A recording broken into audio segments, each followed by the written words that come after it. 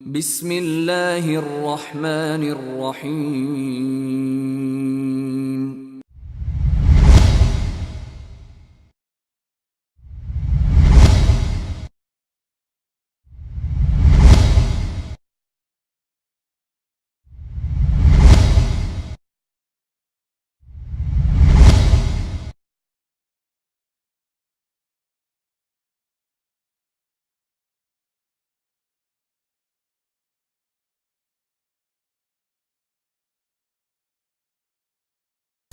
الحمد لله رب العالمين والصلاة والسلام على قائد الغر المحجلين نبينا محمد وعلى آله وصحبه أجمعين، وبعد، فأعوذ بالله السميع العليم من الشيطان الرجيم. بسم الله الرحمن الرحيم.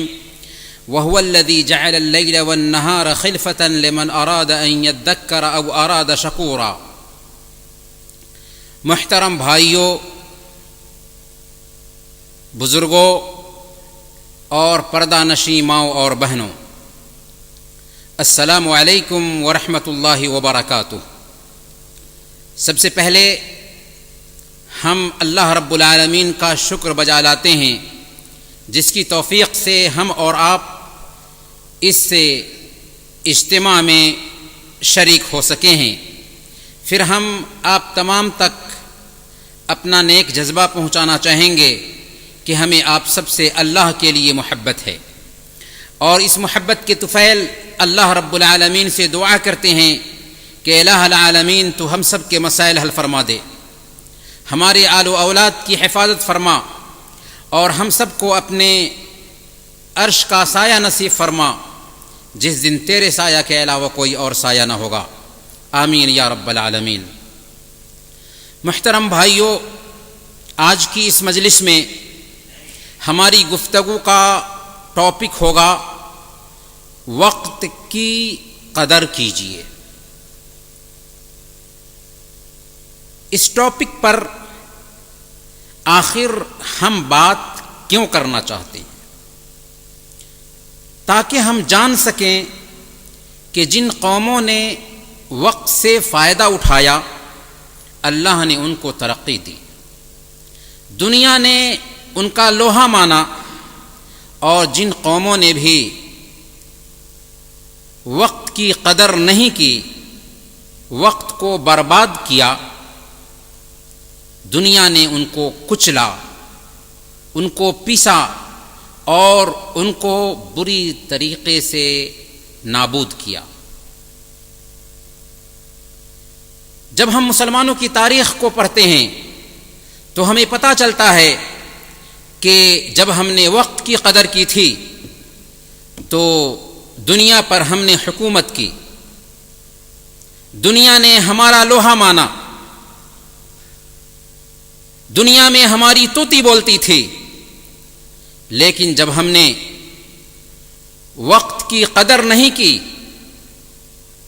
ہمارے اندر سستی آئی، ہم نے وقت کی اہمیت کو نہیں سمجھا، تو ہم دنیا میں بھی زوال کے شکار ہوئے، اور ہمارا دین بھی جاتا رہا۔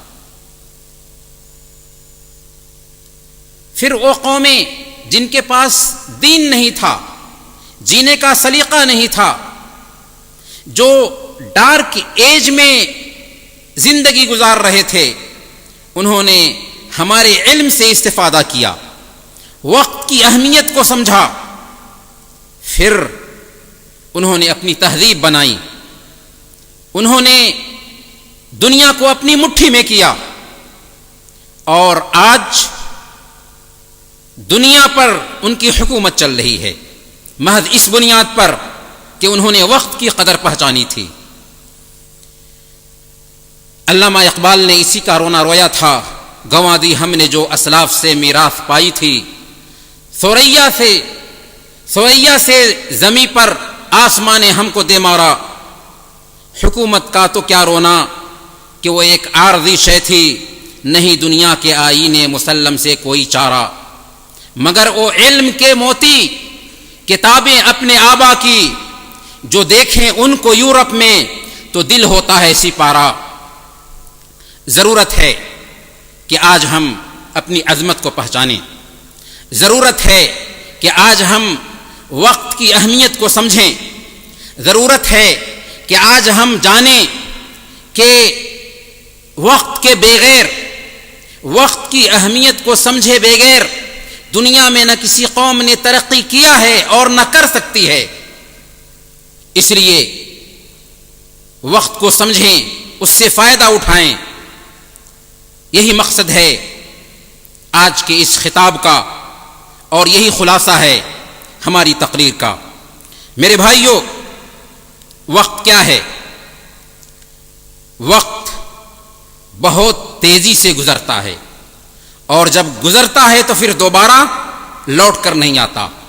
گیا وقت پھر ہاتھ آتا نہیں۔ اسی لیے لوگ کہتے ہیں کہ وقت سونا ہے، لیکن میں کہتا ہوں کہ وقت سونا ہی نہیں بلکہ سونا سے بہت قیمتی شے ہے، ہیرے موتی اور جواہر سے بہت قیمتی شے ہے۔ کیونکہ اگر ایک انسان ہیرے موتی اور سونا کو کھو دے تو بعد میں محنت کر کے حاصل کر سکتا ہے، اگر وہ نہ حاصل کر سکا تو اس کے بچے حاصل کر سکتے ہیں، لیکن اگر کسی نے وقت کو کھو دیا تو دنیا کا امیر ترین انسان بھی وقت کو کھونے کے بعد پھر دوبارہ واپس نہیں لا سکتا۔ وقت اصل میں زندگی ہے۔ ہماری زندگی کیا ہے؟ ہماری زندگی چند سالوں، چند مہینوں، چند ہفتوں، چند گھنٹوں اور چند منٹوں سے عبارت ہے۔ اسی لیے حسن بصری رحمۃ اللہ علیہ نے بیان فرمایا، یا ابن آدم انما انت ایام فاذا ذهب یوم ذهب بعضک، اے آدم کی اولاد تم کیا ہو؟ چند دنوں سے عبارت ہو۔ ایک دن جب چلا جاتا ہے تو سمجھ لو کہ تمہارے جسم کا ایک حصہ گزر چکا ہے۔ یہ زندگی جو ہم کو حاصل ہے، اس کی مثال یوں سمجھے کہ یہ برف کے جیسے ہے، جس کو کرکراتی دھوپ میں رکھ دیا گیا ہو۔ اس برف سے اگر کوئی فائدہ اٹھانا چاہتا ہے تو اٹھا لے، ورنہ ہر حالت میں وہ برف پگھل جائے گی۔ ویسی ہماری زندگی ہے۔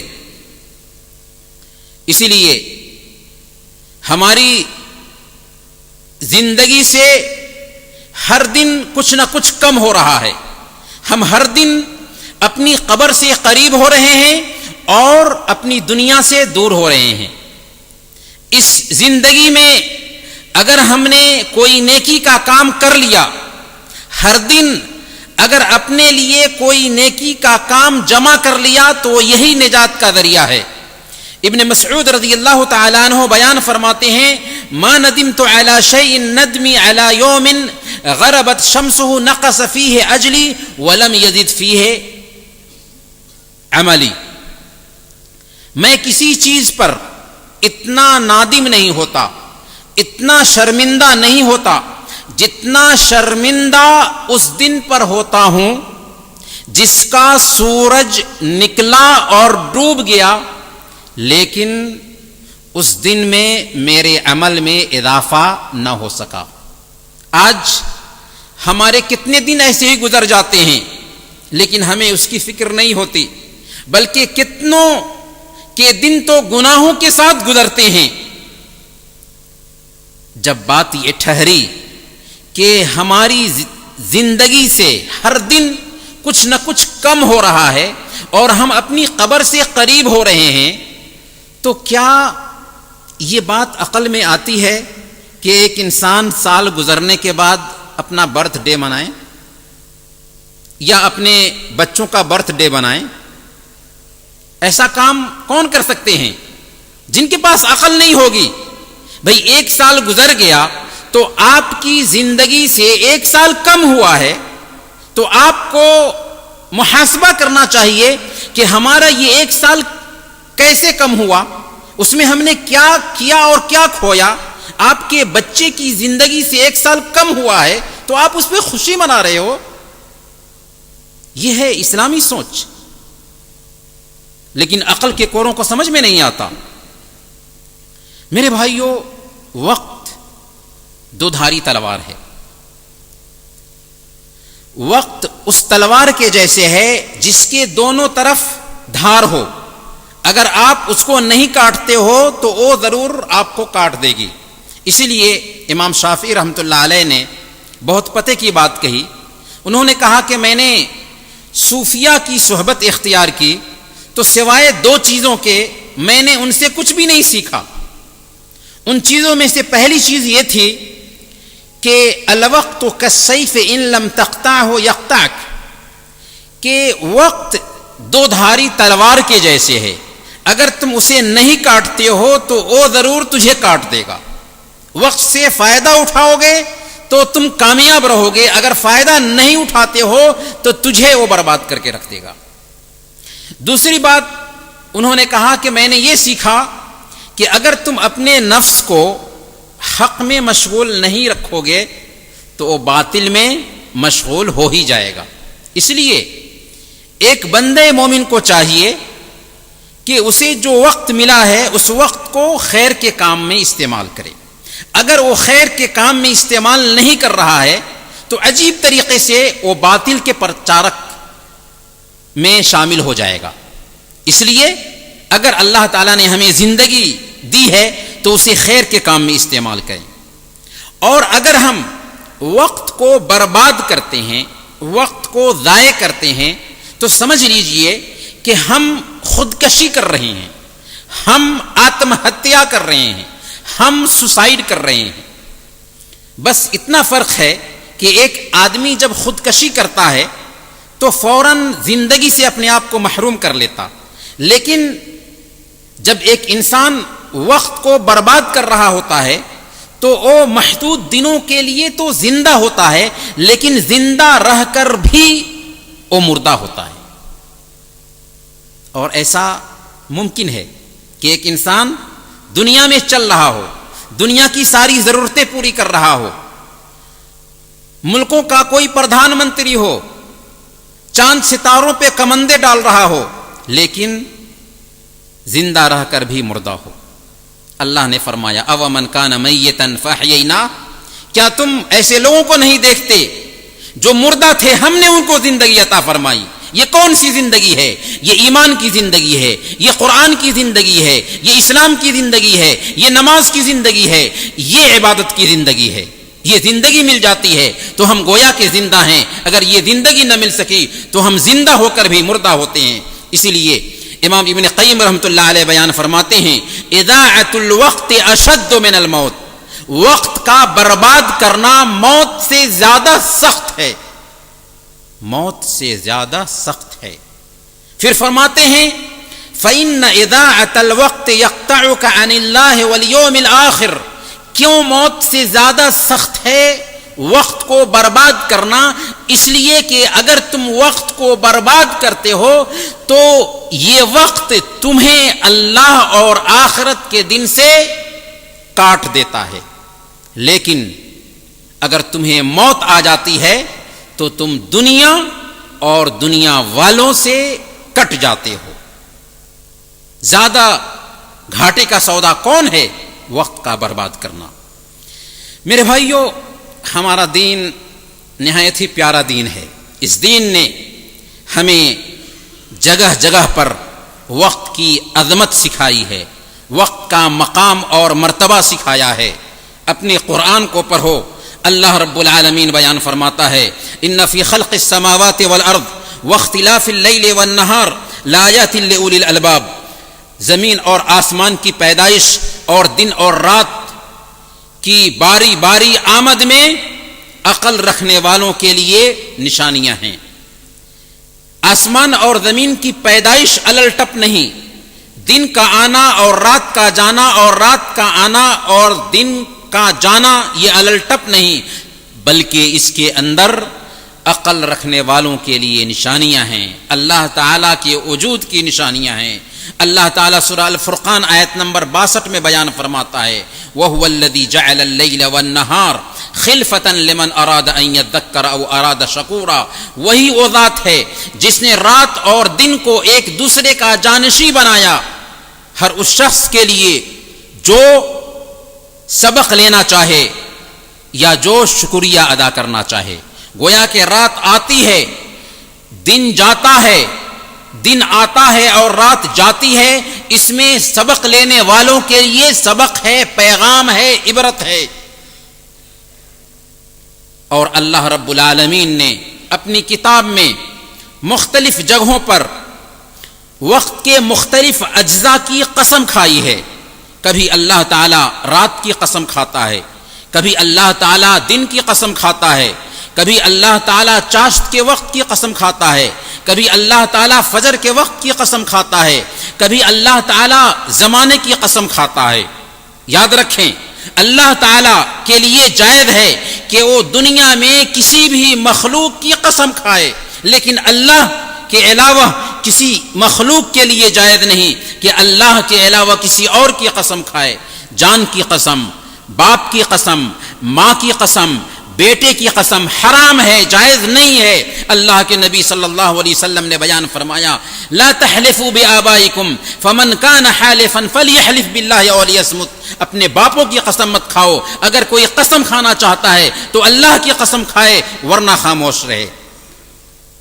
تو میں کہہ یہ رہا تھا کہ اللہ رب العالمین نے وقت کے بعض اجزاء کی جو قسم کھائی ہے محض یہ بتانے کے لیے کہ وقت کی بہت اہمیت ہے، وقت کی قدر کرو۔ اللہ رب العالمین بیان فرماتا ہے واللیل اذا یغشا والنہار اذا تجلی، قسم ہے رات کی جب کہ وہ چھا جائے اور دن کی جب کہ وہ روشن ہو جائے، والضحی واللیل اذا سجا، قسم ہے چاشت کے وقت کی اور رات کی جب کہ وہ چھا جائے، والفجر ولیال عشر، قسم ہے فجر کی اور 10 راتوں کی، والعصر ان الانسان لفی خسر، قسم ہے زمانے کی، انسان سارے کے سارے گھاٹے میں ہیں۔ اللہ تعالی وقت کے ان اجزاء کی قسم کھا کر کے اصل میں ہمیں احساس دلانا چاہتا ہے کہ اے انسانوں، وقت کی قدر پہچانو، وقت کی قیمت کو سمجھو، وقت کو برباد مت کرو۔ اور دنیا میں ہمیں یہ وقت ملا ہوا ہے، آخرت میں 2 ایسی جگہیں ہیں جہاں پر ایک بندہ اگر دنیا میں رہ کر کے وقت کی قیمت کو نہیں پہچانتا ہے تو کف افسوس ملے گا، پچھتائے گا، روئے گا اور چلائے گا، لیکن پھر کاہے کو پچھتاوا جب چڑیا چگ گئی کھیت۔ 2 جگہیں کون کون سی ہیں؟ اللہ تعالیٰ نے بیان فرمایا کہ پہلی جگہ موت کے بعد، یہاں تک کہ موت کے اثرات کو ایک انسان جب اپنے اوپر طاری دیکھتا ہے تو اسی وقت پچھتانے لگتا ہے کہ کاش کہ مجھے دنیا میں بھیج دیا جاتا۔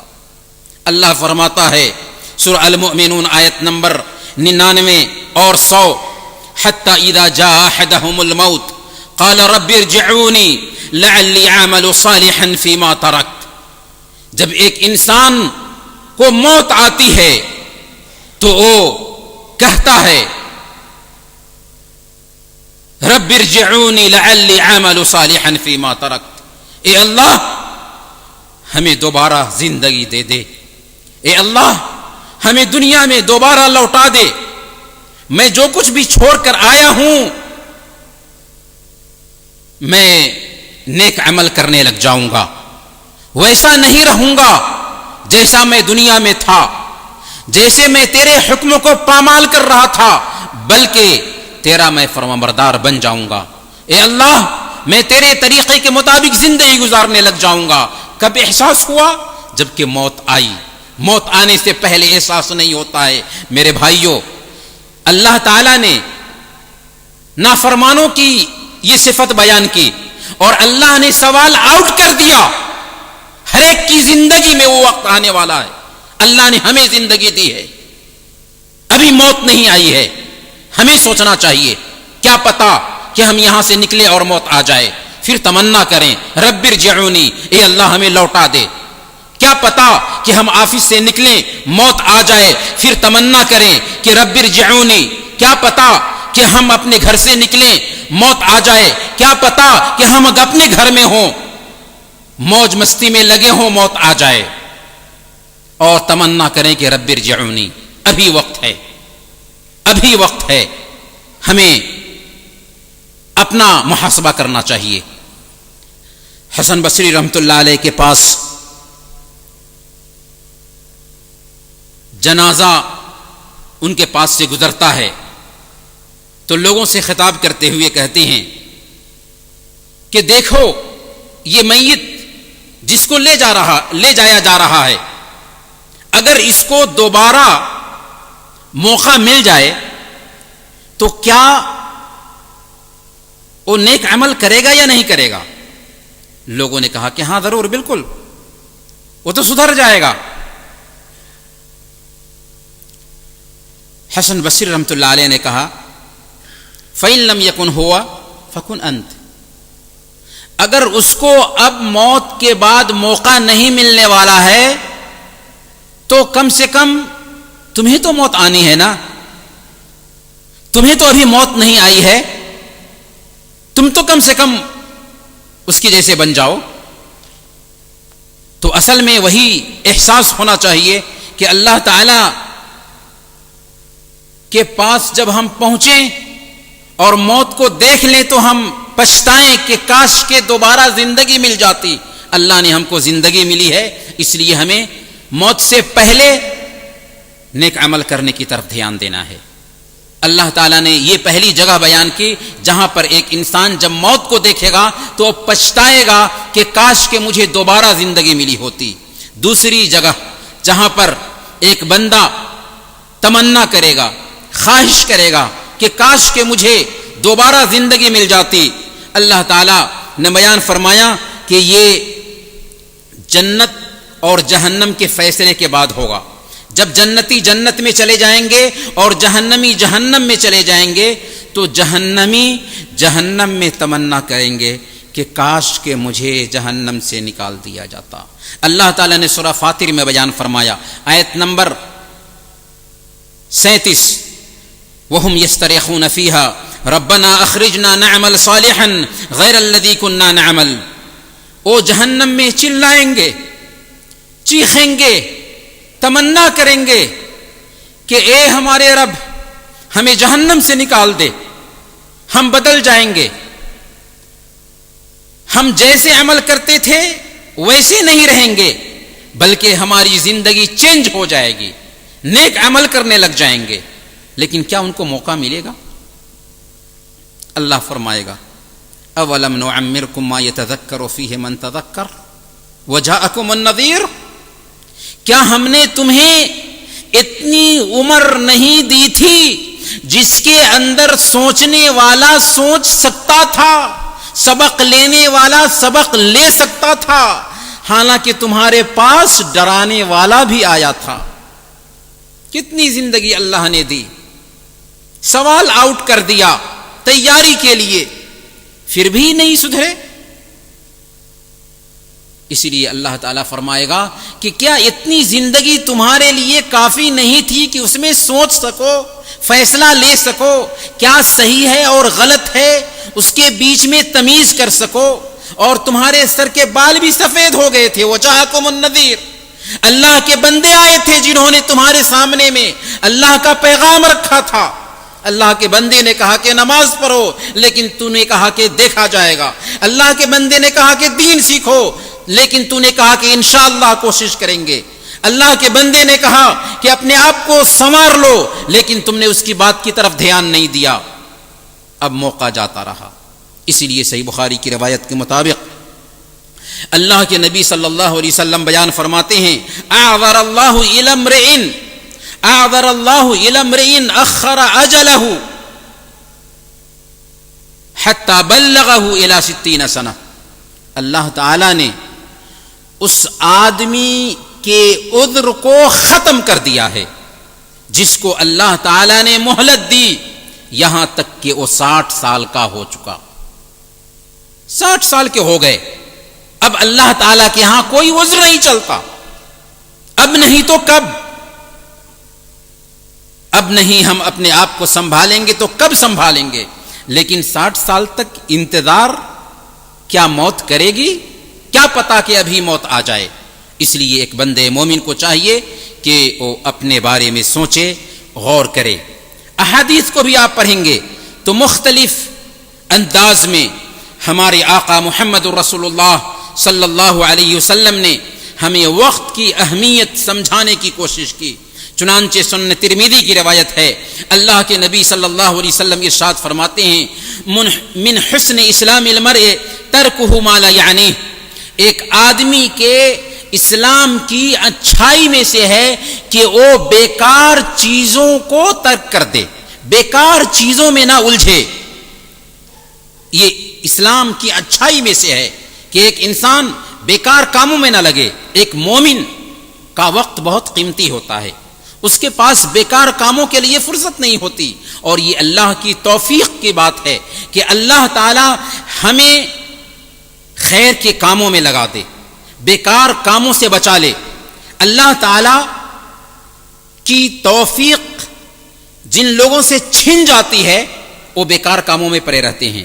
اسی لیے حسن بصری رحمۃ اللہ علیہ نے بیان فرمایا، من علامت اعراض اللہ للعبد ان يجعل شغله فيما لا يعنيه خذلانا من اللہ عز وجل، اللہ تعالی کا اپنے بندے سے اعراض کرنے کی ایک پہچان یہ ہے کہ اللہ تعالی ایک بندے کو ذلیل کرنے کے لیے، رسوا کرنے کے لیے بیکار کاموں میں لگا دیتا ہے۔ اس لیے اپنا محاسبہ کرنا چاہیے کہ کیا ہماری زندگی بھی ایسا تو نہیں کہ بیکار کاموں میں لگی ہوئی ہے؟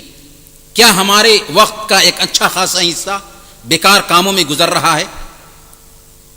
اسی لیے صحیح بخاری اور مسلم کی روایت کے مطابق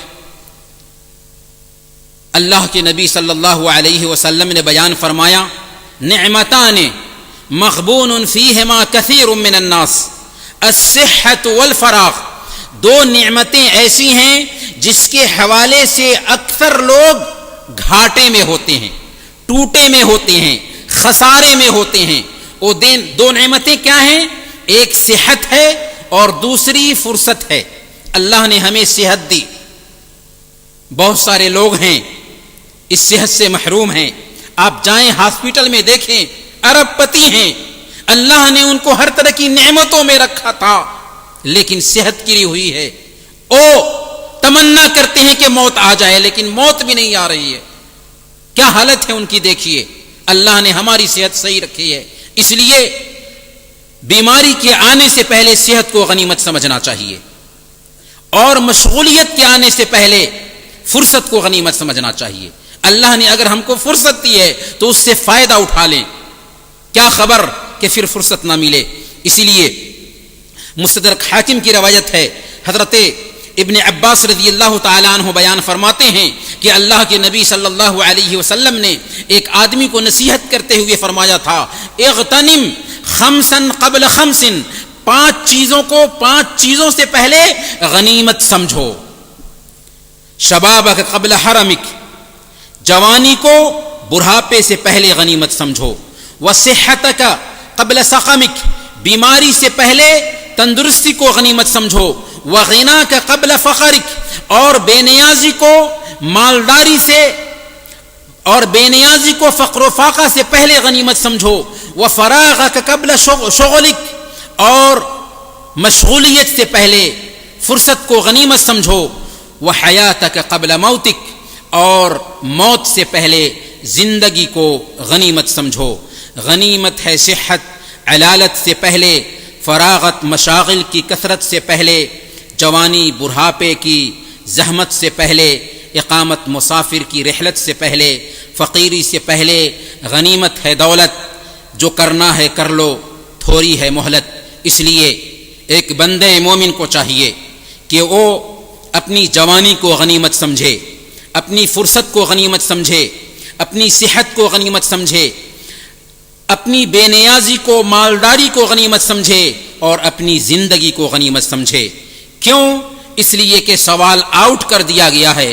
کل قیامت کے دن ایک بندے کا قدم اللہ رب العالمین کے پاس سے اس وقت تک نہیں ہٹے گا جب تک کہ اس سے چند سوالوں کا جواب نہ پوچھ لیا جائے. وہ سوالات کیا ہوں گے؟ سنن ترمذی کی روایت کے مطابق اللہ کے نبی صلی اللہ علیہ وسلم بیان فرماتے ہیں لا تزول قدم عبد یوم القیامہ حتی یسأل عن عمره فیما افناہ. ایک بندے کا قدم کل قیامت کے دن اس وقت تک نہیں ہٹے گا جب تک کہ اس سے پوچھ نہ لیا جائے اس کی عمر کے بارے میں کہ اس نے عمر کو کہاں گنوایا. وعن علمه فیما عمل فیہ، اور اس کے علم کے بارے میں پوچھ نہ لیا جائے کہ اس نے علم کے مطابق کیا عمل کیا. وعن ماله من اين اكتسبه وفيما انفقه، اس کے مال کے بارے میں پوچھ نہ لیا جائے کہ اس نے مال کہاں سے کمایا اور کہاں خرچ کیا. وعن جسمه فيما ابلاه، اور اس کے جسم کے بارے میں نہ پوچھ لیا جائے کہ ہم نے تمہیں جسم دیا تھا، تم نے اس جسم کو کہاں لگایا. اگر ہم میں سے کسی ایک دوست کو اپنا حساب دینا ہو، اپنے ماں باپ کو ایک دن کا حساب دینا ہو تو ہماری کھٹیا کھڑی ہو جاتی ہے. لیکن اس وقت کا کیا حال ہوگا جب کہ ہم اللہ کے پاس حاضر ہوں گے. یومئذ تعرضون لا تخفى منکم خافیہ، جس دن تم اللہ کے پاس پیش کیے جاؤ گے کوئی چیز چھپی نہیں رہ سکتی. اللہ تعالی ہم سے ہمارے علم کے بارے میں پوچھے گا، ہماری صحت کے بارے میں پوچھے گا، ہماری جوانی کے بارے میں پوچھے گا، ہمارے مال کے بارے میں پوچھے گا، ہماری زندگی کے بارے میں پوچھے گا. ہم کیا جواب دیں گے؟ ابھی ہے موقع تیاری کرنے کا. میرے بھائیوں، جب ہم اپنے اسلامی شاعر پہ غور کرتے ہیں تو عجیب طریقے سے ہمارے اسلامی شاعر ہمیں وقت کی اہمیت بتاتے ہیں. ہر کام کے لیے ایک وقت طے کیا گیا ہے. یہ دراصل ایک پیغام ہے، ایک میسج ہے، ایک سبق ہے کہ ایک مسلمان کسی صورت میں اپنے وقت کو برباد کرنے والا نہیں ہوتا. چنانچہ ہم دیکھتے ہیں کہ آسمان اور زمین کی پیدائش کے وقت ہی مہینوں کی گنتی 12 رکھی گئی، ان میں 4 مہینے حرمت کے قرار دیے گئے. حج کے مہینے طے کیے گئے ہیں، انہی مہینوں میں حج کیا جا سکتا ہے. سال میں 2 عیدیں طے کی گئی ہیں، جمعہ کا دن طے کیا گیا ہے، شب قدر کا تعین کر دیا گیا ہے. سال میں 1 مہینے کے روزے طے کیے گئے ہیں، زکوٰۃ کا وقت طے کر دیا گیا ہے، نمازوں کے اوقات طے کر دیے گئے ہیں. ظہر کے وقت ظہر کی نماز ہو سکتی ہے، عصر کے وقت عصر کی نماز ہو سکتی ہے، مغرب کے وقت مغرب کی نماز ہو سکتی ہے، عشاء کے وقت عشاء کی نماز ہو سکتی ہے، فجر کے وقت فجر کی نماز ہو سکتی ہے. اگر کوئی عصر کی نماز ظہر کے وقت پڑھنا چاہے نہیں ہوگی، وقت طے کر دیا گیا ہے یہ بتانے کے لیے کہ اے بندے مومن، تیری زندگی میں وقت کی بہت اہمیت ہے. کچھ اوقات ایسے خاص کیے گئے ہیں جن میں نمازیں نہیں پڑھی جا سکتی، جن کو مکروہات صلاۃ کہتے ہیں. بچوں کے لیے کچھ ایسے اوقات خاص کیے گئے ہیں جن میں اپنے گھر میں ہوتے ہوئے اپنے ماں باپ کے گھر میں داخل نہیں ہو سکتے. یہ اسلامی آداب ہیں. من بعد صلاۃ الفجر وحین تضعون ثیابکم من الظہیرہ ومن بعد صلاۃ العشاء، کہ تمہارے بچے جو تمہارے پاس آتے جاتے ہیں لیکن 3 وقتوں میں وہ آ جا نہیں کر سکتے اجازت لیے بغیر، جبکہ فجر کا بعد ہو، جبکہ ظہر کے وقت تم قیلولہ کر رہے ہو، جبکہ عشاء کے بعد تم آرام کر رہے ہو. ایسے وقت میں حکم دیا گیا کہ تمہارے بچے بھی تمہارے گھر میں داخل ہوں تو وہ اجازت لے کر کے گھر میں داخل ہوں. یہ جو تعلیمات ہیں بس اس لیے ہیں تاکہ وقت کی اہمیت سمجھائی جا سکے.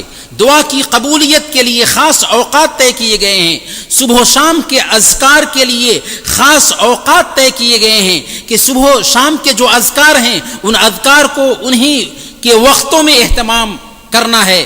چنانچہ نیند سے بیدار ہونے کے اذکار ہیں، وضو کے بعد کے اذکار ہیں، جوتا پہننے کے اذکار ہیں، لباس کے اذکار ہیں، گھر میں داخل ہونے اور گھر سے نکلنے کے اذکار ہیں، مسجد میں داخل ہونے اور مسجد سے نکلنے کے اذکار ہیں، اذان کے بعد کی دعا ہے، نماز سے متعلقہ دعائیں ہیں، کھانے پینے کی دعائیں ہیں، مجلس برخاست ہونے کی دعائیں ہیں، سونے جاگنے کی دعائیں ہیں۔ یہ ساری دعائیں انہی وقتوں میں اہتمام کرنا ہے ان کا۔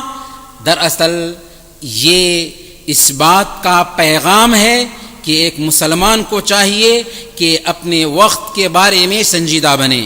گویا کہ یہ اسلامی شاعر ٹائم مینجمنٹ سکھلاتے ہیں۔ اسلامی شاعر سے ہم ٹائم مینجمنٹ کا سسٹم سیکھتے ہیں۔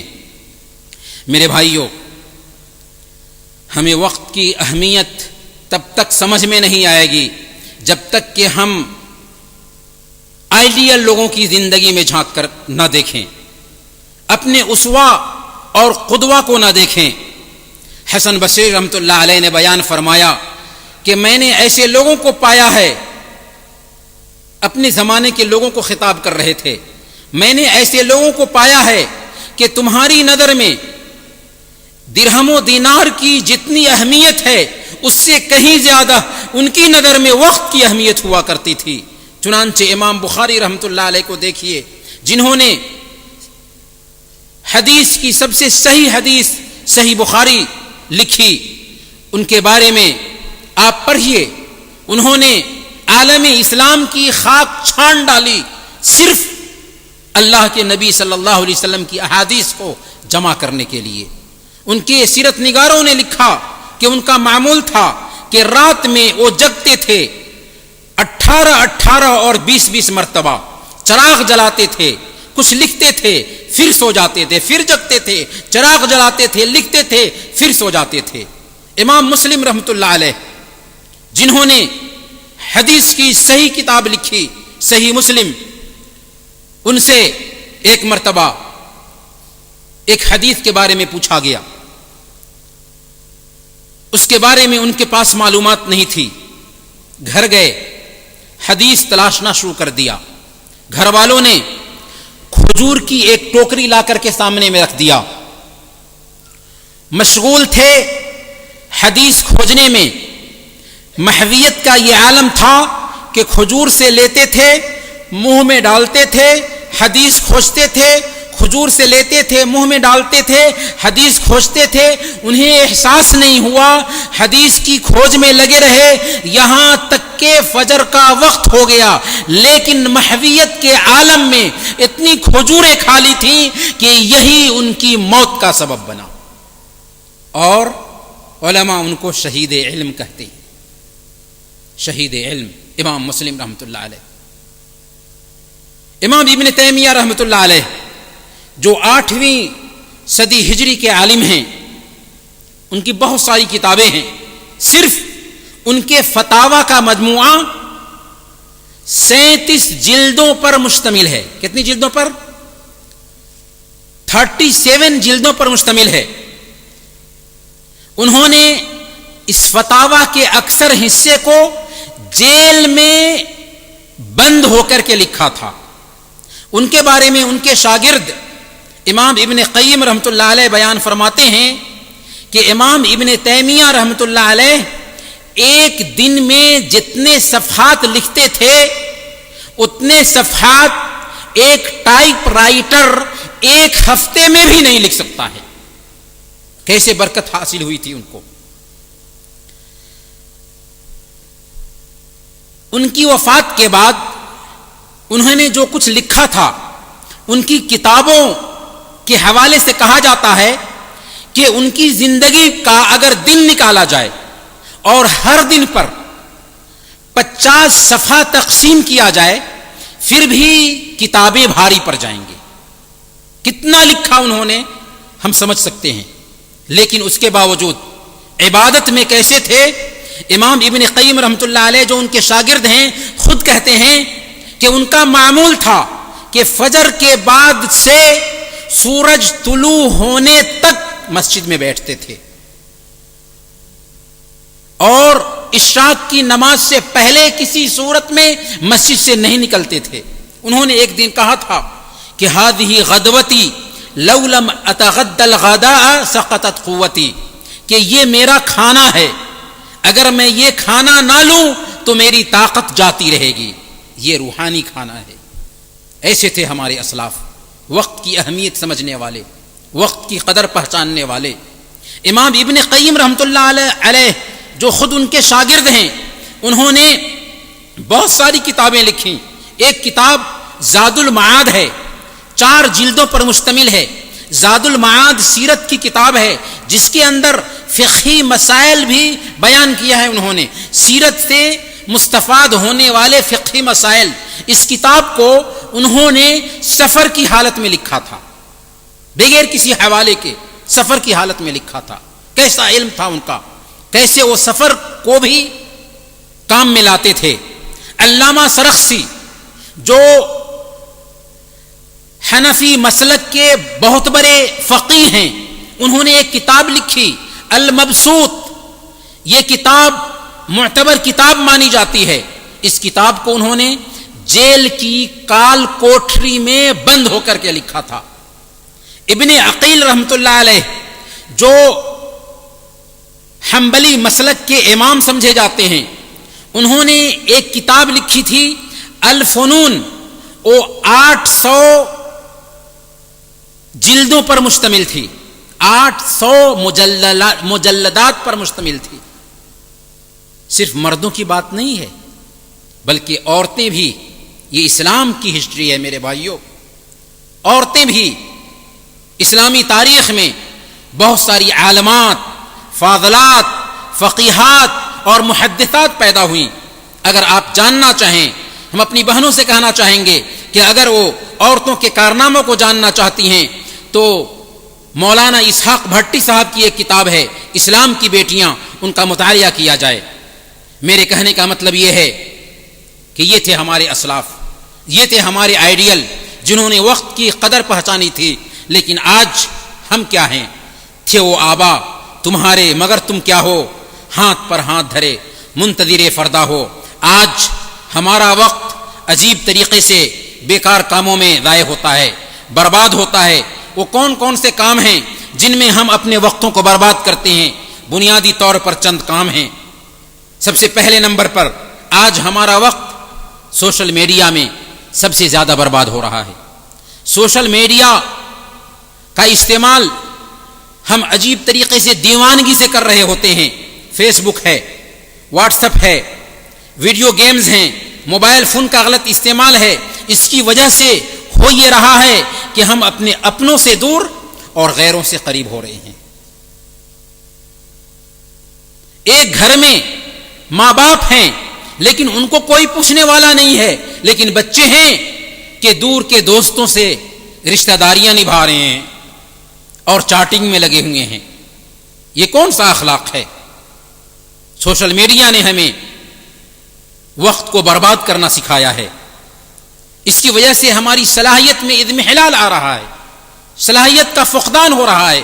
جب پڑھیں گے نہیں، مطالعہ نہیں کریں گے تو فکر میں وسعت کیسے پیدا ہوگی؟ صلاحیت میں گہرائی کیسے آئے گی؟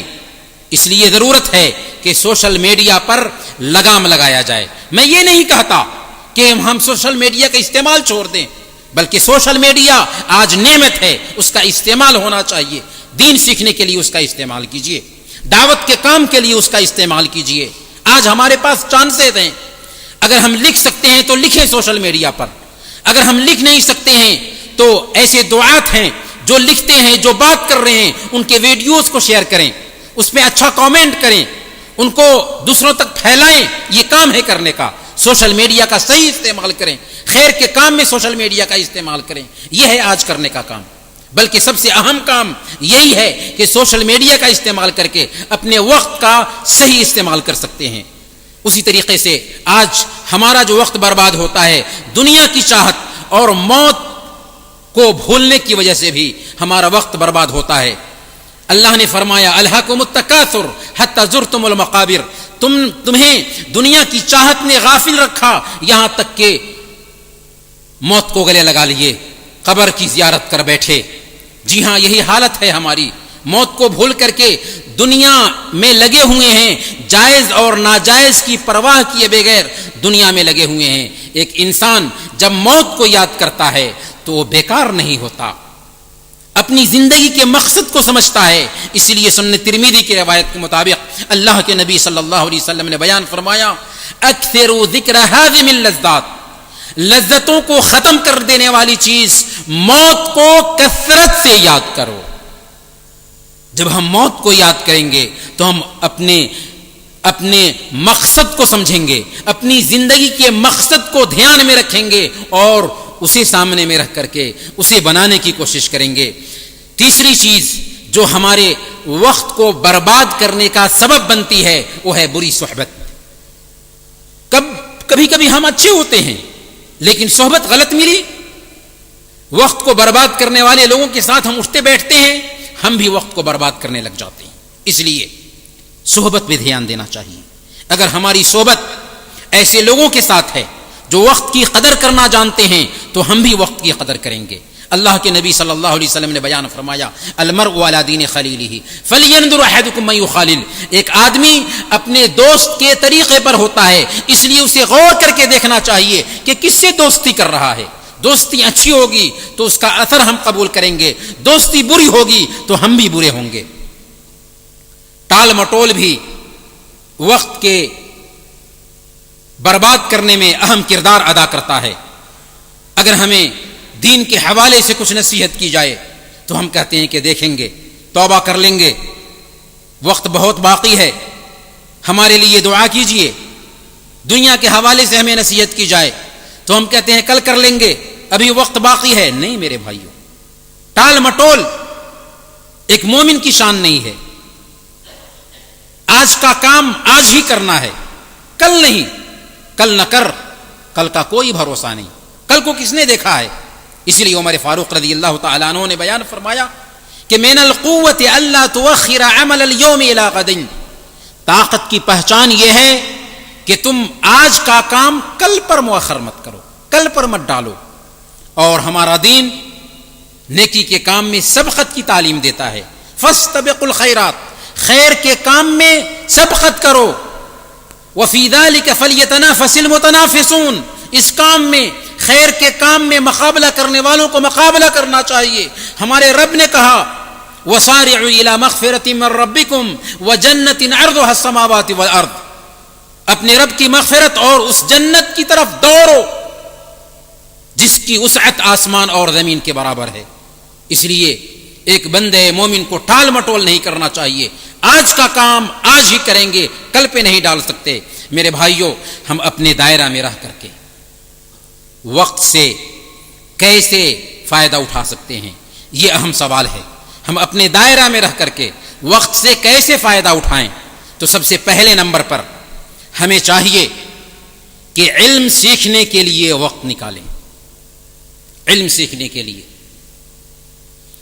علم صرف انہی کو نہیں سیکھنا ہے جو اپنے آپ کو فارغ کر کے کسی مدرسے میں قید کر لیتے ہیں، بلکہ علم سیکھنا ہر مسلمان کی ذمہ داری ہے. طلب العلم فریضۃ علی کل مسلم. علم سیکھنا ہر مسلمان کے لیے فرض ہے.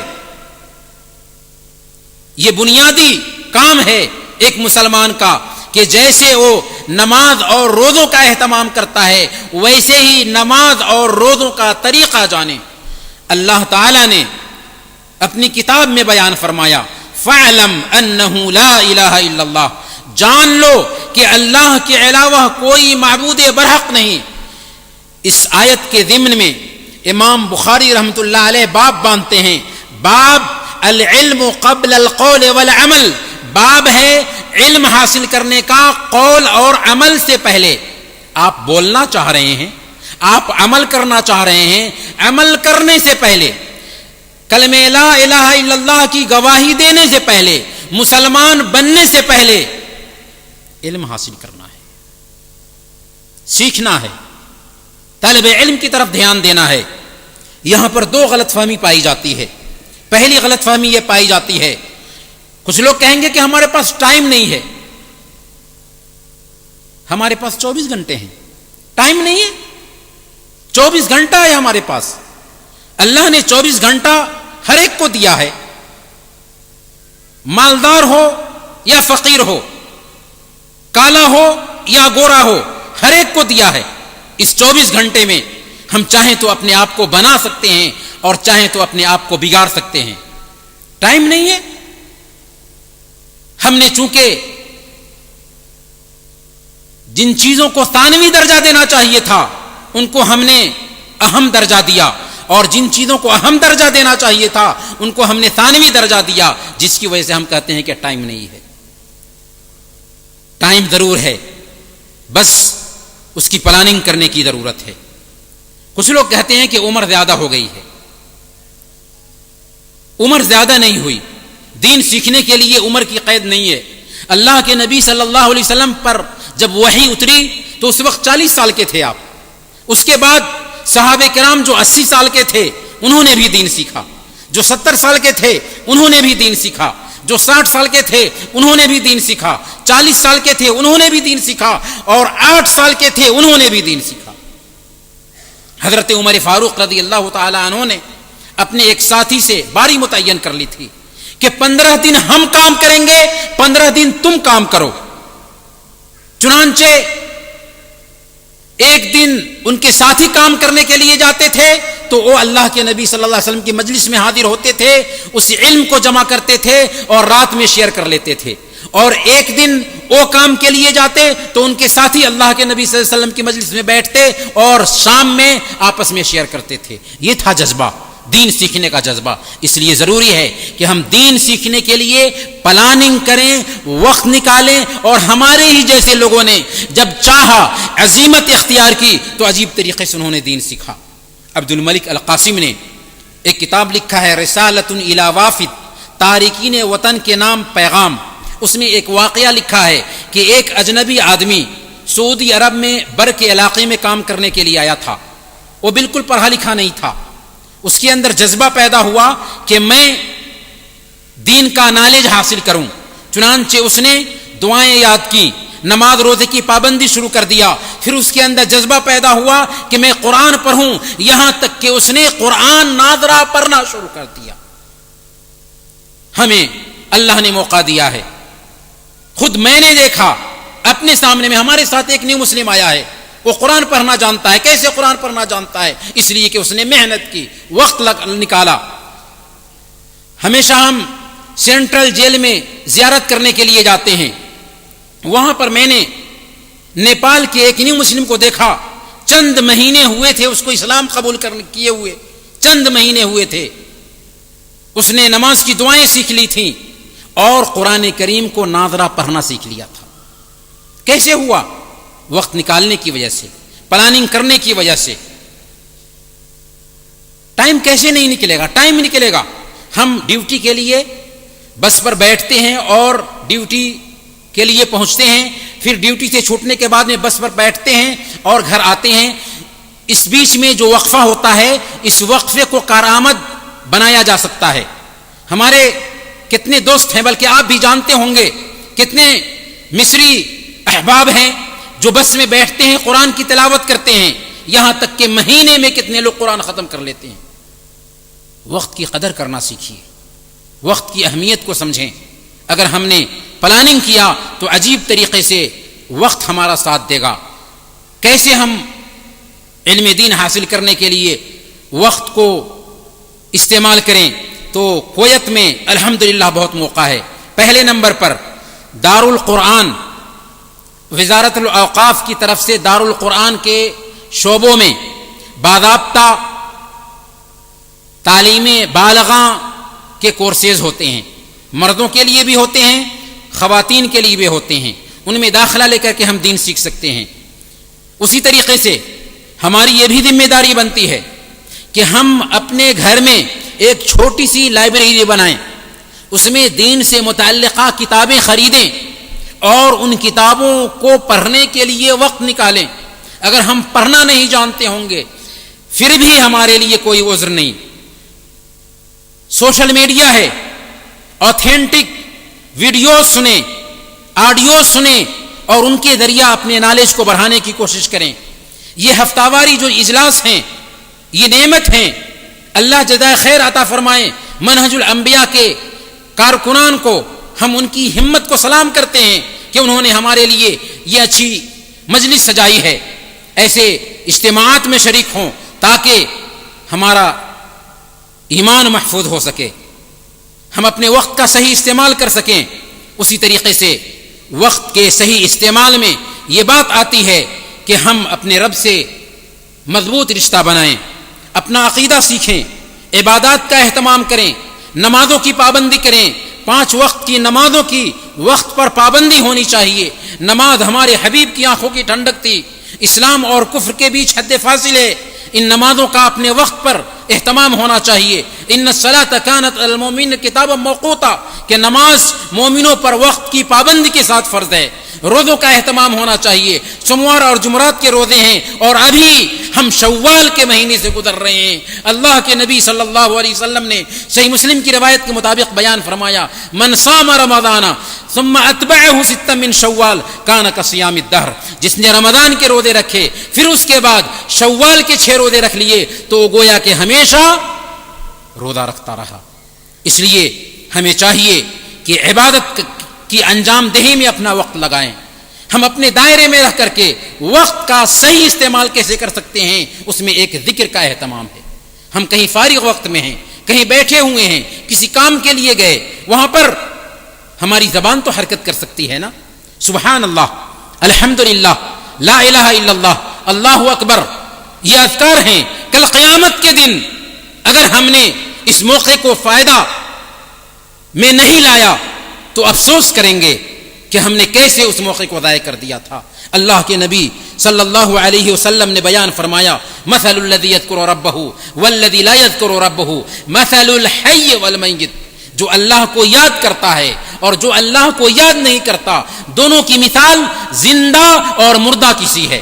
الا بذکر اللہ تطمئن القلوب، اللہ کے ذکر سے دلوں کو سکون ملتا ہے، یہ سکون کی چیز ہے۔ فرصت کے لمحات کو غنیمت جانیے، زبان کو حرکت دینے کی بات ہے۔ صحیح بخاری کی روایت ہے، اللہ کے نبی صلی اللہ علیہ وسلم نے بیان فرمایا، اس حدیث کو امام بخاری نے اپنی صحیح میں سب سے اخیر میں بیان کیا ہے کہ 2 بول ایسے ہیں جو زبان پر بہت ہلکے ہیں، میزان میں بہت بھاری ہوں گے اور اللہ کو بہت پیارے ہیں۔ وہ 2 بول کون ہیں؟ سبحان اللہ و بحمدہ، سبحان اللہ العظیم، سبحان اللہ و بحمدہ، سبحان اللہ العظیم۔ زبان پر بہت ہلکے، میزان پر بھاری ہو جائیں گے اور اللہ کو بہت پیارے ہیں۔ ذکر کا اہتمام کریں، اسے اپنا حرز جاں بنائیں، اسے اپنے گلے کا ہار بنائیں۔ اگر ہم نے اپنی عادت بنا لی تو عجیب طریقے سے ہم اپنے وقت کو کنٹرول میں رکھ سکتے ہیں۔ اسی طریقے سے ہمیں چاہیے کہ صلہ رحمی کے لیے وقت نکالیں۔ وقت کا سب سے بہتر استعمال ہے کہ ہم صلہ رحمی کریں، اپنے رشتہ داروں کا خیال کریں، اور رشتہ داروں میں سب سے پہلا نمبر ماں باپ کا آتا ہے۔ ماں باپ سے بات کریں، ان کی ضرورت پوری کریں۔ اللہ کے حق کے فوراً بعد ماں باپ کا حق ہے، اس کے بعد دوسرے رشتہ دار ہیں۔ یہ ضروری ہے کہ ہم رشتہ داروں کا حق ادا کریں، اور رشتہ داری نبھانا یہ نہیں ہے کہ اگر ہمارا رشتہ دار ہم سے تعلق اچھا بنایا ہوا ہے تو ہم اچھا بنائے رکھیں گے، اگر ہمارا رشتہ دار ہم سے کٹتا ہے تو ہم بھی کٹ جائیں گے۔ نہیں میرے بھائیوں، یہ رشتہ داری نبھانا نہیں ہے۔ صحیح بخاری کی روایت ہے، اللہ کے نبی صلی اللہ علیہ وسلم نے بیان فرمایا، لیس الواصل بالمکافی ولکن الواصل الذی اذا انقطعت رحمہ وصلہا، کہ برابری میں رشتہ داری نبھانے والا اصل میں رشتہ داری نبھانے والا نہیں، بلکہ اصل رشتہ نبھانے والا وہ ہے کہ اس کا رشتہ دار اس سے کٹ رہا ہے تو وہ جڑنے کی کوشش کرے۔ اصل میں یہ رشتہ داری نبھانا ہے۔ اور جب ہم صلہ رحمی کرتے ہیں تو اس کا فائدہ کیا ملتا ہے؟ صحیح بخاری کی روایت کے مطابق اللہ کے نبی صلی اللہ علیہ وسلم نے ارشاد فرمایا، من احب ان یبسط له فی رزقه وان ينسأ له فی اثره فلیصل رحمہ، جو آدمی اس بات کو پسند کرتا ہو، جو آدمی اس بات کو پسند کرتا ہو کہ اس کی عمر لمبی کر دی جائے اور اس کی روزی میں برکت آئے. عمر لمبی کر دی جائے اور اس کی روزی میں برکت آئے تو اسے چاہیے کہ وہ صلہ رحمی کرے, اپنے رشتہ داروں کا خیال کرے.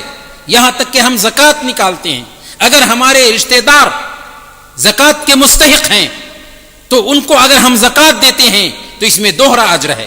الصدقۃ علی المسکین صدقہ وعلی ذی الرحم ثنتان صدقۃ وصلۃ, کہ کسی مسکین پہ صدقہ کرتے ہیں تو صدقہ کرنے کا ثواب ملتا ہے, لیکن اگر ہم اپنے رشتہ دار کو صدقہ کریں, اپنے رشتہ دار کو زکوٰۃ دیں تو زکوٰۃ دینے کا ثواب ملے گا, اس کے ساتھ ساتھ صلہ رحمی کرنے کا بھی ثواب ملے گا.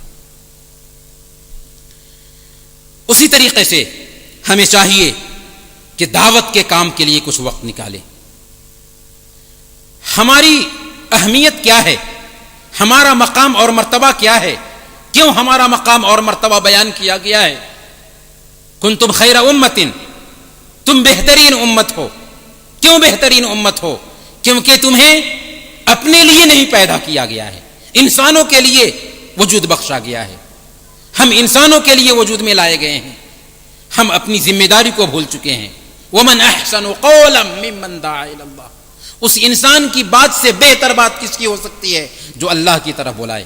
اس لیے ہم سب کو چاہیے کہ ہم اپنی زندگی کے مقصد کو سمجھیں اور جیسے ہم نیک عمل کر رہے ہوں, جیسے ہم دین سیکھ رہے ہوں, ہم دین کو اپنا رہے ہوں, ویسے ہی ہماری ذمہ داری بنتی ہے کہ ہم اپنے گھر میں بھی دینی رجحان کو قائم کریں, ہم اپنے پاس پڑوس میں بھی دینی رجحان قائم کریں, ہم دوسرے لوگوں سے بھی دین کا نالج شیئر کریں. بلغوا عنی ولو آیہ, ایک آیت بھی اگر تم جانتے ہو, آتھینٹک آیت, اللہ اور اس کے رسول کی بات, آتھینٹک بات, تو اسے دوسروں تک پہنچاؤ. یہ ہماری ذمہ داری ہے. اس لیے دعوت کے لیے بھی وقت نکالیں اور یہ وقت کا سب سے بہتر استعمال ہوگا. اور اللہ نے اس بات سے بھی نہیں روکا, ہمارے دین نے اس بات سے بھی نہیں روکا کہ ہم دنیاوی امور میں مہارت حاصل نہ کریں. دنیاوی امور میں بھی مہارت حاصل کرتے ہیں. یہ وقت کا بہترین استعمال ہوگا کہ ہم دنیاوی کوئی پیشہ اختیار کرنا چاہ رہے ہیں, کوئی فن سیکھنا چاہتے ہیں, اس کے لیے ہم وقت نکالیں, سیکھیں. یہ وقت کا بہتر استعمال ہوگا. میرے بھائیوں, ایک آخری نقطہ جس پہ ہم اپنی بات ختم کریں گے وہ یہ ہے کہ ایک مسلمان کے شب و روز کیسے گزرنے چاہیے. ایک مسلمان کا دن اور رات کیسے گزرنا چاہیے. میرے بھائیوں, ایک مسلمان کی صبح فجر کے وقت ہوتی ہے, فجر کی اذان ہو گئی, مسلمان کی صبح ہو گئی. اب اس کے بعد ایک مسلمان سویا نہیں رہتا. لیکن عجیب صورتحال ہے کہ فجر کی اذان ہوتی ہے, ہم آرام سے سوئے رہتے ہیں. دوسری قومیں ہم پہ ہنستی ہیں. ایک صاحب نے لکھا تھا کہ ایک عورت اپنے بیٹے کو پکارتے ہوئے کہہ رہی ہے کہ رام پرساد اٹھو, سورج نکلنے تک مسلمانوں کے جیسے سوئے رہتے ہو. رام پرساد اٹھو, سورج نکلنے تک مسلمانوں کے جیسے سوئے رہتے ہو. میرے بھائیوں, دوسری قوموں کے پاس کوئی دین نہیں تھا, کوئی سلیقہ نہیں تھا, کوئی تہذیب نہیں ہے. ہمارے پاس دین ہے, ہمارے پاس طریقہ ہے, ہمارے پاس تہذیب ہے. ہمیں جاگنا چاہیے تھا لیکن ہم سوئے ہوئے ہیں. میرے بھائیوں, ایک مسلمان کی صبح فجر کے وقت ہوتی ہے. فجر کے بعد سونے کا تصور نہیں کیا جا سکتا ہے. اور صحیح مسلم کی روایت ہے, اللہ کے نبی صلی اللہ علیہ وسلم نے ارشاد فرمایا, من صلی العشاء فی جماعت فکأنما قام نصف اللیل ومن صلی الصبح فی جماعت فکأنما قام اللیل کلہ. جس نے عشاء کی نماز جماعت سے ادا کر لی اور فجر کی نماز جماعت سے ادا کر لی, سمجھ لو کہ وہ پوری رات قیام کرتا رہا. جس نے عشاء کی نماز جماعت سے ادا کر لی وہ آدھی رات قیام کرتا رہا، اور جس نے فجر کی نماز بھی جماعت سے ادا کر لی گویا کہ اس نے پوری رات قیام کیا۔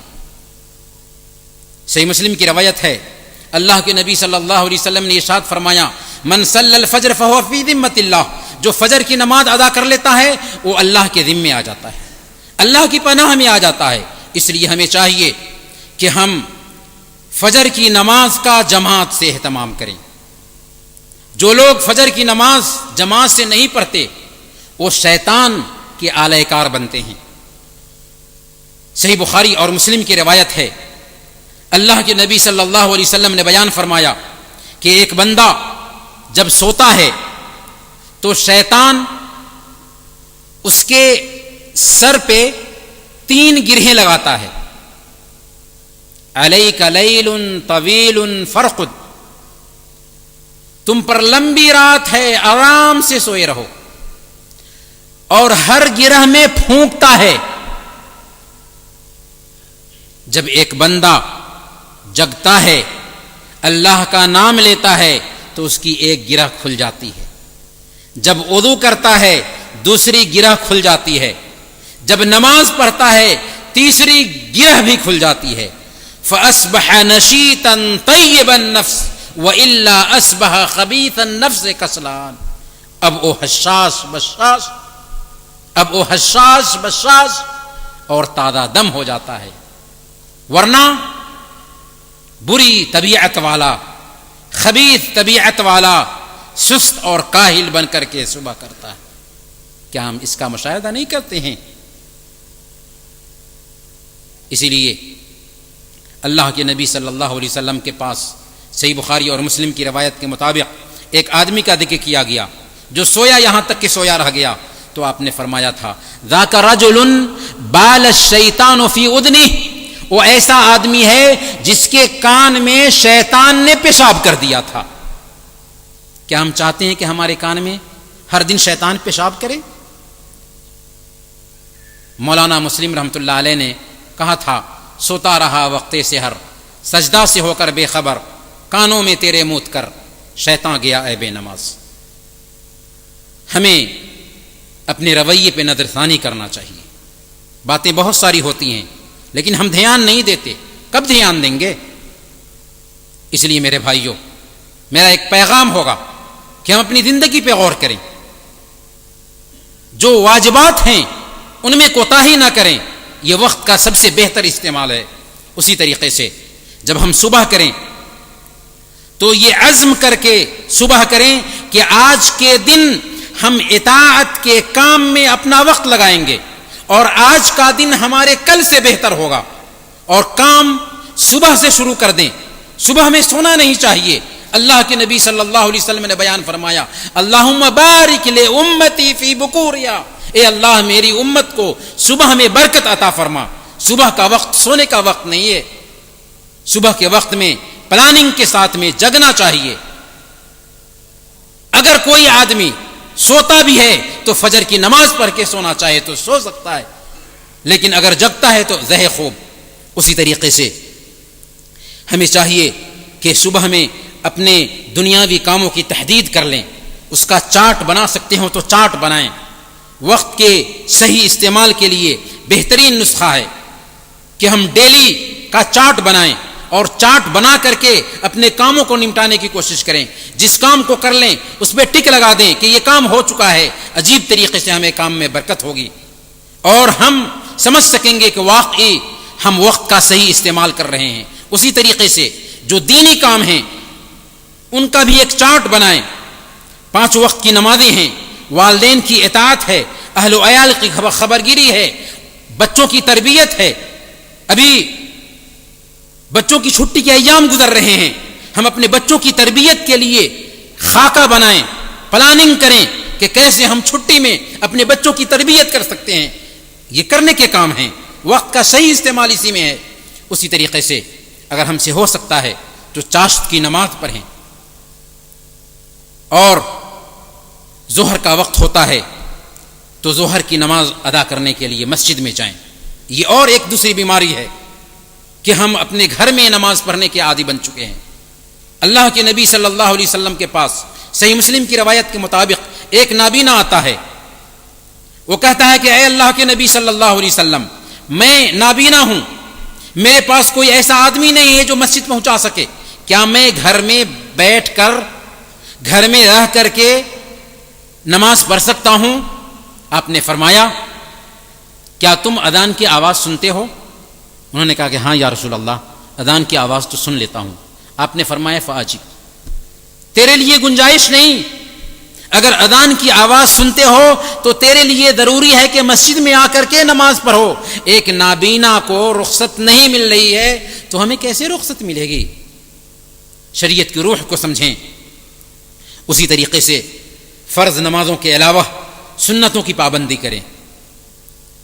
بہت سارے لوگ فرائض کا اہتمام کرتے ہیں لیکن سنتوں میں کوتاہی کرتے ہیں. نہیں، سنتوں کا بھی اہتمام کرنا چاہیے. صحیح مسلم کی روایت ہے، ام حبیبہ رضی اللہ تعالی عنہ بیان فرماتی ہیں، اللہ کے نبی صلی اللہ علیہ وسلم نے بیان فرمایا، وہ کہتی ہیں کہ میں نے اللہ کے نبی صلی اللہ علیہ وسلم کو فرماتے ہوئے سنا، ما من عبد مسلم یصلی للہ کل یوم 12 رکعة تطوعا غیر فریضۃ الا بنى اللہ له بہن بیتا فی الجنہ. جو مسلمان بندہ دن اور رات میں فرائض کے علاوہ 12 رکعت سنتوں کا اہتمام کرتا ہے، اللہ تعالی اس کے لیے جنت میں گھر بناتے ہیں. کہاں؟ جنت میں گھر بناتے ہیں. دنیا میں اگر ہم گھر بنانا چاہیں تو برسوں پلاننگ کرنا پڑتی ہے، اور اگر گھر بنا بھی پاتے ہیں تو اینٹ اور پتھر کا گھر ہوتا ہے. لیکن ان 12 رکعتوں کی پابندی کی وجہ سے اللہ تعالی ہمارے لیے جنت میں گھر بناتا ہے، جس کی ایک اینٹ سونے کی اور دوسری اینٹ چاندی کی ہوگی. اسی لیے ام حبیبہ رضی اللہ تعالی عنہ بیان فرماتی ہیں کہ ما ترکتہن منذ سمعتہن من رسول اللہ صلی اللہ علیہ وسلم، کہ جب سے میں نے اس حدیث کو اللہ کے نبی صلی اللہ علیہ وسلم کی مبارک زبان سے سنا، اس وقت سے اب تک کے ان 12 رکعتوں کو ترک نہیں کیا ہے. ہم نے بھی سن لیا. عزم کریں ان 12 رکعتوں کی پابندی کرنے کا، کہ کسی بھی صورت میں چاہے حالت جو بھی ہو جائے ہم ان 12 رکعتوں کی پابندی کریں گے، کیونکہ اللہ تعالی ہمارے لیے ان 12 رکعتوں کی پابندی کی وجہ سے جنت میں گھر بناتا ہے. اسی طریقے سے جب عصر کی اذان ہو تو ہمیں چاہیے کہ عصر کی نماز پڑھنے کے لیے جائیں. اگر سوئے بھی ہوں لیکن پھر بھی جگیں اور عصر کی نماز جماعت سے پڑھیں. اللہ کے نبی صلی اللہ علیہ وسلم نے صحیح بخاری کی روایت کے مطابق بیان فرمایا، الذی تفوتہ صلاۃ العصر، الذی تفوتہ صلاۃ العصر فکأنما اوتر اہلہ ومالہ. جس کی عصر کی نماز فوت ہو جاتی ہے، سمجھ لو کہ اس کے اہل و عیال تباہ ہو گئے اور اس کا سارا مال تباہ ہو گیا. کیا بچا؟ ساری فیملی برباد ہو گئی،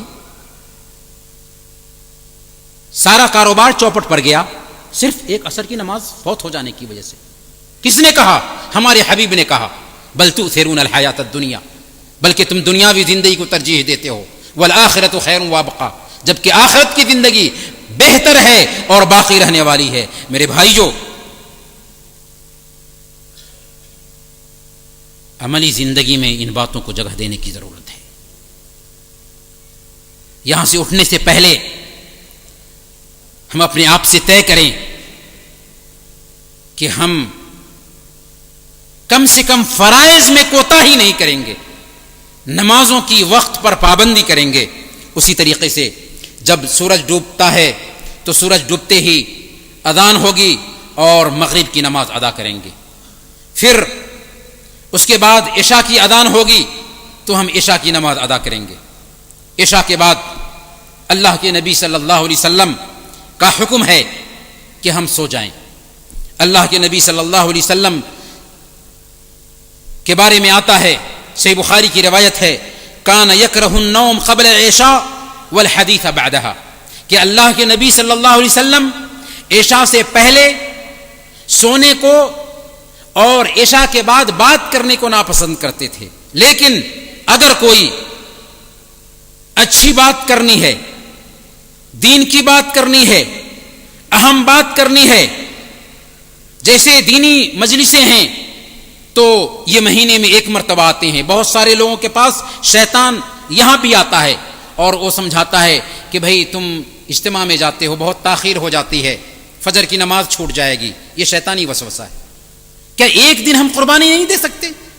کل چھٹی کا دن ہے، اگر ہماری فجر کی نماز چھوٹ جانے کا اندیشہ ہے تو کیا ہم ایک رات جگ کر کے ذکر میں، تسبیح میں، اللہ کی یاد میں نہیں لگا سکتے؟ کم سے کم موقع ہے ہمارے لیے، ہم سوئیں نہیں، عبادت کریں، تہجد پڑھیں، یہاں تک کہ فجر کی نماز جماعت سے پڑھیں، پھر سوئیں تاکہ ہم جمعہ کی نماز میں حاضر ہو سکیں۔ میرے بھائیوں، یہ عزیمت چاہیے ہمیں، یہ عزیمت درکار ہے۔ مسلمان قوم زندہ قوم ہے، مسلمان حرکت کا نام ہے، سستی کا نام نہیں، مسلمان حرکت کا نام ہے، مسلمان چستی کا نام ہے۔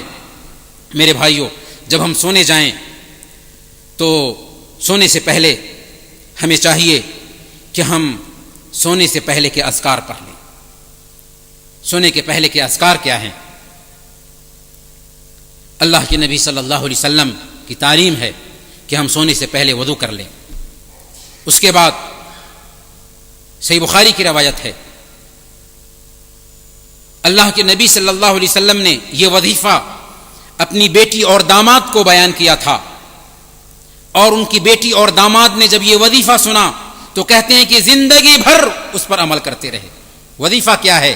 33 مرتبہ سبحان اللہ، 33 مرتبہ الحمدللہ، 34 مرتبہ اللہ اکبر کہہ لیں۔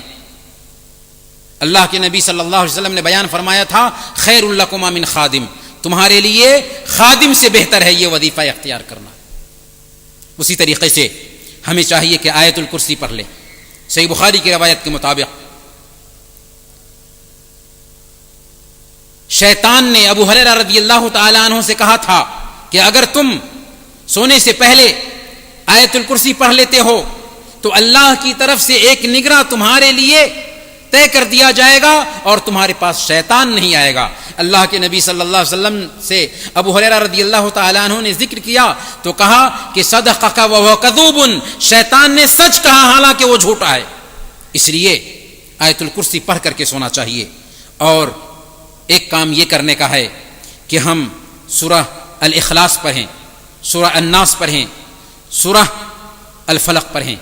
یہ 3 سورتیں پڑھیں، دونوں ہاتھ میں تھوکیں اور 3 سورتیں پڑھیں، اور پھر ہاتھ کو جہاں تک ہمارا ہاتھ پہنچتا ہے جسم کے حصے تک ان سارے حصوں کو مل لیں۔ 1 مرتبہ کریں، پھر دوسری مرتبہ پڑھیں، پھر مل لیں، تیسری مرتبہ پڑھیں، پھر پورے بدن پہ مسح کر لیں اور سونے کی دعا پڑھ کر کے سو جائیں۔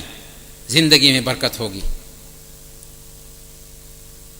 یہ کچھ باتیں تھیں، کیا آپ لوگ اور کچھ سنیں گے یا ختم کر دوں؟ وقت ہو گیا ہے۔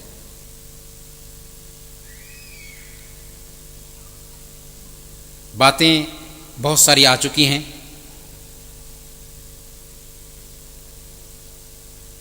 ایک اعلان ہے کہ انشاءاللہ مرد اور خواتین کا الگ الگ واٹس ایپ گروپ تجوید سیکھنے کا شروع کرنے والے ہیں۔ خواہش مند حضرات رابطہ کریں۔ 66152641 66152641۔ ہم آپ تمام بھائیوں کے بہت شکر گزار ہیں کہ آپ نے ہماری باتیں سنی۔ وقت کی قدر کریں کے حوالے سے تفصیلات سماعت فرمایا،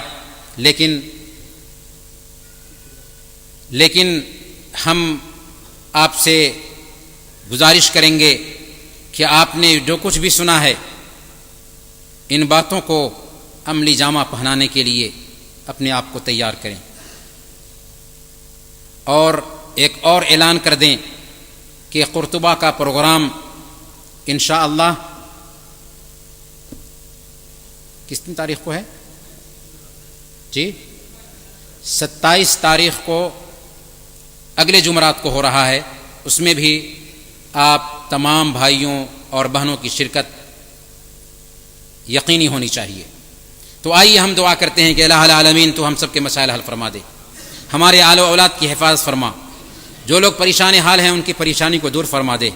الہ العالمین جو لوگ بے روزگار ہیں انہیں برسر روزگار بنا دے۔ الہ العالمین جو بھائی یا بہن بیمار ہیں، اگرچہ ان کی بیماری مایوس کن کیوں نہ ہو، الہ العالمین تو انہیں شفائے عاجلہ کاملہ نصیب فرما۔ الہ العالمین جو لوگ اس دنیا سے گزر چکے ہیں ان کی قبروں کو نور سے بھر دے، انہیں جنت الفردوس میں جگہ نصیب فرما۔ الہ العالمین ہم سب کو زندہ رکھنا تو ایمان پر زندہ رکھنا، اور وفات دینا تو ایمان پر وفات دینا۔ ربنا تقبل منا انك انت السميع العليم وتب علينا انك انت التواب الرحيم سبحانك رب العزة عما يصفون وسلام على المرسلين وصلى اللهم على نبينا محمد وعلى آله وصحبه أجمعين۔